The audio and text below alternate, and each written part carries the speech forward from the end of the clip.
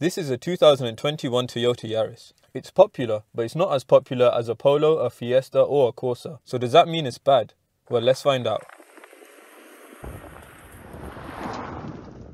Let's start off with the design. It looks fairly sporty. The front looks fairly aggressive with its angled lights and big gaping grille. And there are creases all over the bodywork. In terms of engine choice, you only have one. The car comes with a 1.5 litre 3-cylinder engine coupled with 2 electric motors for an overall output of 114 brake horsepower. In terms of transmission, there's only one option as well, which is the CVT, the continuously variable transmission. Overall, it does 0 to 60 in 9.7 seconds, and there are 4 trim levels, this one being the basic icon. It's easy to get comfortable and the driving position is very good. The seat doesn't go that far back, so I'd say if you're 6'4" or above, it might not be too comfortable for you. The controls for everything are simply laid out. You have physical climate control, so none of that touchscreen bollocks. The infotainment system does have physical buttons on the side also, but they are a bit thin and can be hard to press whilst driving. The infotainment system is decently responsive. It's not the best, but the software setup and the menu settings are very cluttered and can get confusing. This model has a 7-inch display, but you can get the 8 or 9-inch display on high specs. Either way, all cars come with Apple CarPlay and Android Auto as standard. This is what the dials look like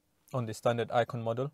I think every trim above this gets a slightly different instrument cluster with 2 pods and then a similar kind of display in the middle. Practicality inside is okay, door bins are adequate, glove box is average. There are 2 platforms here at the top and then 1 storage space underneath.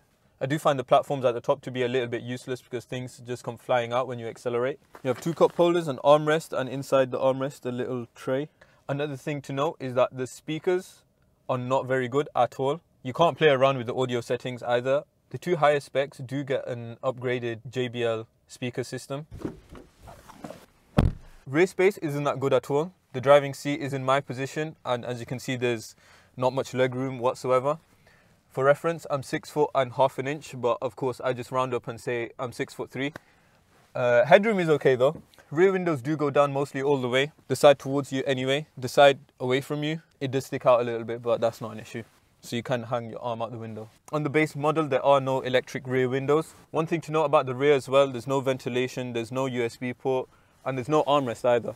The boot is a bit on the small side as well at 286 litres, but the rear seats do fold down. Another thing to note, the rear doors don't really open that wide, so it can be hard for your passengers to get in and out of. Alright, let's take it for a drive. In terms of weight, the car's quoted curb weight is just above 1,000 kilograms, I think 1.1 metric tons. But the weight included with the batteries and everything, that's closer to 1.6 metric tons. Because of the hybrid technology, this car isn't very light, and you can tell when slinging the car around corners. The 114 brake horsepower is a decent amount, but it does feel like it has less power than that because you feel the most torque and the most acceleration at low speeds, and that's because of the hybrid system. And when the engine kicks in, it just feels a little bit lackluster and it does not sound nice whatsoever.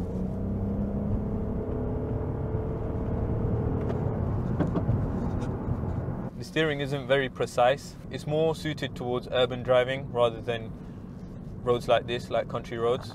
The handling is relatively nimble. You can feel a little bit of the weight, but it doesn't have a lot of body roll. The ride is relatively firm, but I wouldn't describe it as uncomfortable.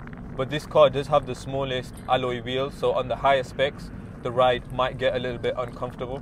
When you get up to speed, it doesn't feel that refined. There is a lot of noise from the outside. You get a bit of tyre roar, and if you're at motorway speeds, then the grumble of the 3-cylinder engine comes in. This car doesn't feel like it has 114 brake horsepower. The Peugeot 2008 that I previously reviewed did feel faster than this, even though it had 101 horsepower. And the steering does stiffen up a little bit at higher speeds, which is a good thing. But again, it's still not that precise. Front visibility is good, but rear visibility is quite bad. But all models do come with a rear parking camera as standard.